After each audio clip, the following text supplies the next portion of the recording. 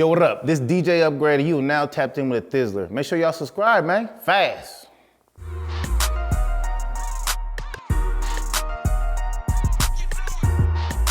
I feel like an OG, man. Like, I feel like kind of like proud of myself at a sense because like I helped brand something so big that it became something that was useful to somebody else to help them grow.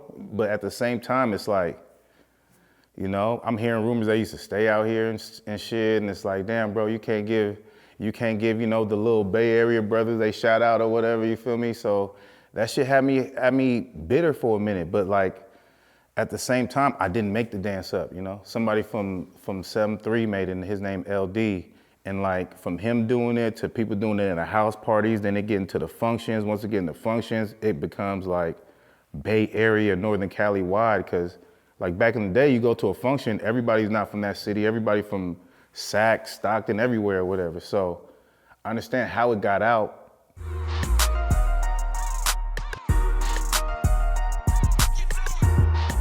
I mean, honestly, this is y'all fault, you know? Cause he felt some kind of way. I think he felt some kind of way y'all didn't tag him, you know? Well, let me tell you what really happened. This is what my ideology on what happened was. DB got into it.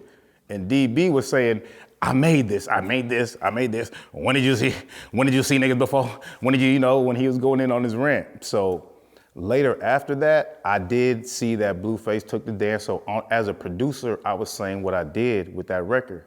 So I was saying, I went into the studio, I made the beat, I made the verse, I made the hook, I put niggas on it, I pushed it out there, you feel me? So like, maybe he felt like I didn't tag him, I didn't mention him, you feel me? But at the time, I was talking about me as a producer, you know? And like, at the end of the day, I did do all that stuff, you know? There's nothing that I lied about that I said I did, you know? So like, even with him, like he feels some kind of way, that's all good. He's still on a hit song, you know?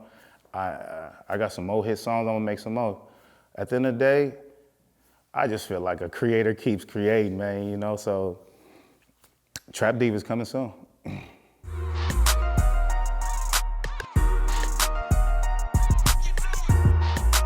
I gotta give a shout out to Lacy girls, man. I gotta give a shout out to Lacy girls and just ratchet females at that time because like, I didn't think it was gonna be that big. Like at the time, like I said, I went viral on MySpace. So like when I came to the center, they gave me an actual workspace. So that changed everything. So like, I'm at the functions, you know, we dancing on females and I just noticed this dance. Like I'm gonna make a song about this dance. So I did it.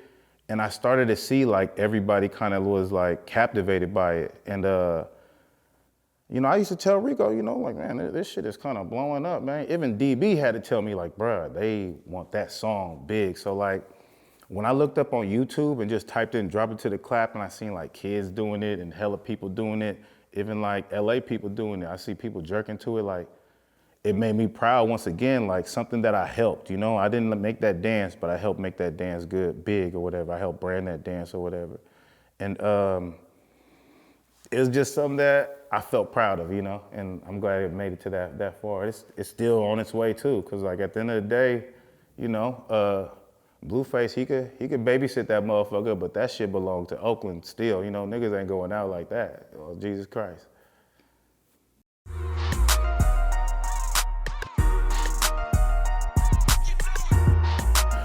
I ended up linking up with Too Short working at Youth Uprising. Like I was up there less than a year. They gave me my own studio to work in. They paid me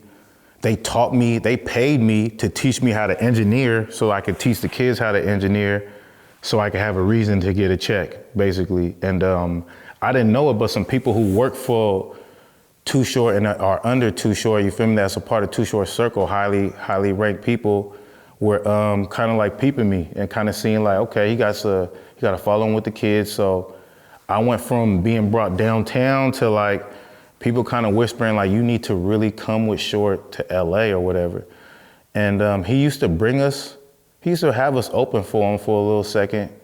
And then there was an issue with a camera or whatever. But after that, he was really pushing like, if you're really trying to do this music, you know, you got to go to a bigger pond. You already know here, you know?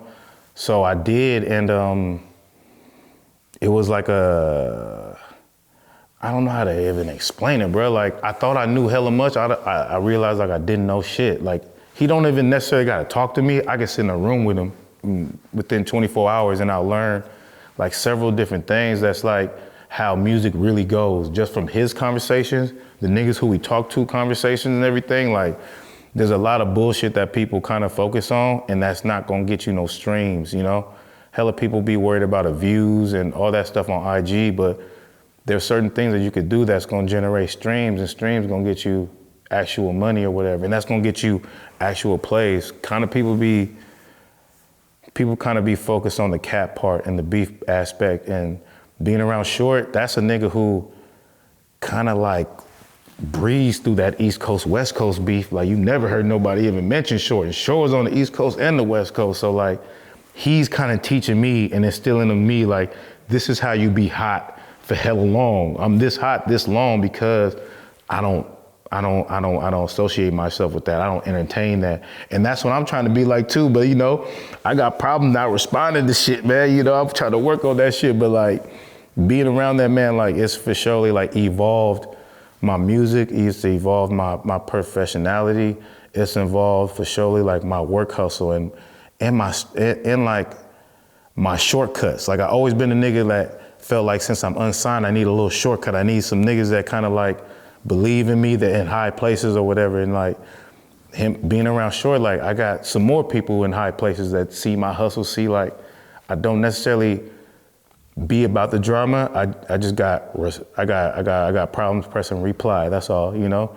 So like, the music that we've created that's finna come out, to just like sitting in and listening to him talk to other legends about shit that I used to hear about in the past. It's like, it's kind of like mind breaking, you know? I can't speak on the shit because it's not none of my business, but it's like, you know, if you knew what you knew, you wouldn't act the way you act. I'll put it like that for surely. And like, it's kind of like some priceless stuff, you know? Because at the end of the day, we all used to fuck with Too Short. So like, I can honestly say I feel good to be picked because I never spoke bad about none of my bruhs. Like, bruh, don't fuck with him, you know? I just worked in the studio. I brought bitches though too, but like, one thing that Short brother could say, like, he brought hoes, but damn near them females was talented, or, you know, they didn't distract that nigga too much, you know? Like, I always been about my music. That's one thing that anybody could say, like, Upgrade, you know, the Mob Squad niggas, but you know, he's about his music. He was doing this, but he was about his music. I always been about my music or whatever. I'm about my son, but I'm about my music. So like, I feel like that sacrifice of niggas trying to be like, oh, niggas on that square shit, is coming back to bite niggas in the ass now. Cause now everybody trying to be serious with music, and maybe for some people, it's a little too late for that shit, you feel me? But that's not my problem, you feel me? Cause this was always my dream, you feel me? So like, that shit I got built up with Short, like, that shit priceless. Even this project that's about to come out, it's called Trap Divas, but it's like, it's some real trap shit to where, man, like, it don't matter if you trapping in a hotel room or you trapping in your dorm just trying to get through your grades, like, whether you male or female, it's gonna be some swagged up shit that you could listen to. It's for surely like my best body of work being around them, you know? And I'm just proud for it to come out and be able to push for surely.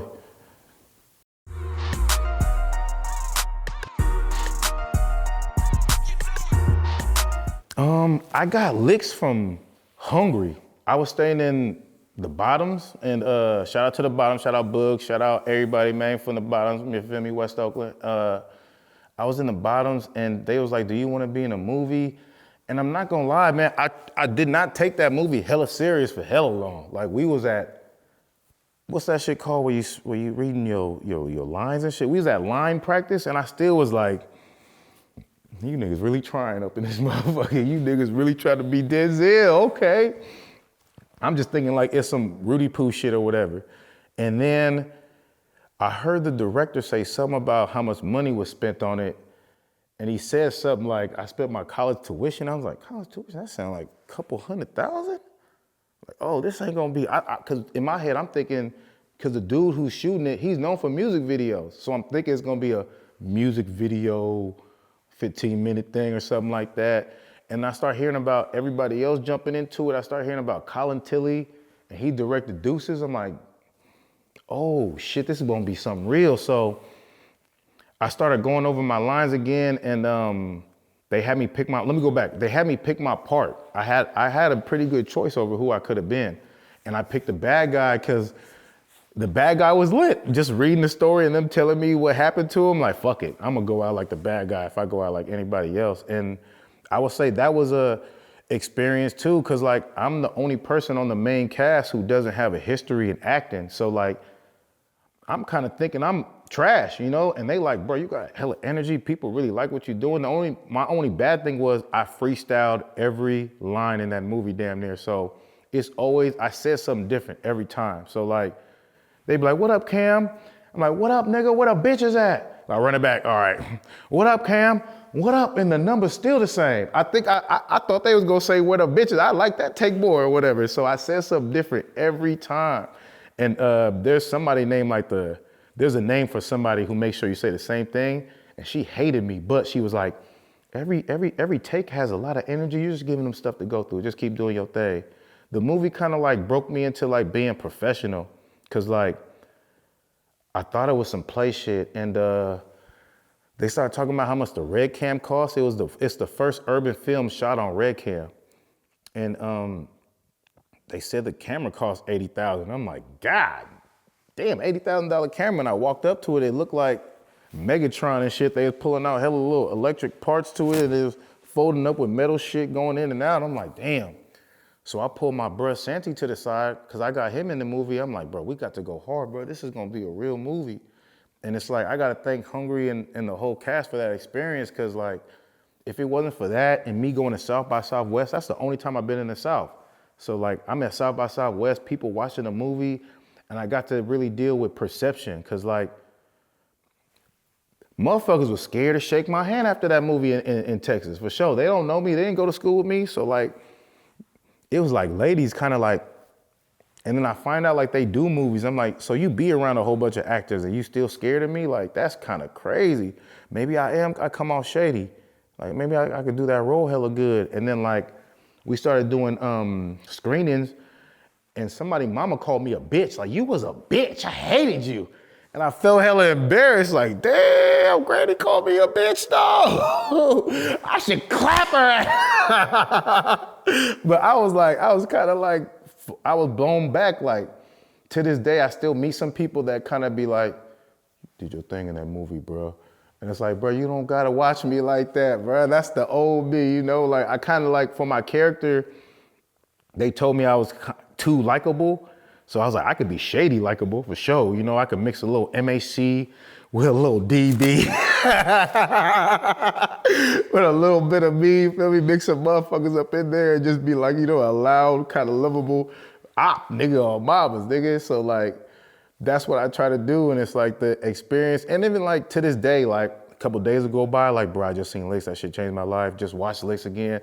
You got to do some more movies. So that's something that recently, just me posting like my acting reel, which is just that movie, basically all my parts. I do want to try to get into movies again. I've been seeing some crazy shit on YouTube about casting couches and shit, and I just don't want to do no random shit. I'd rather kind of like go through some shit set up by Short than to just go out into Hollywood and just thug it on some couches, man.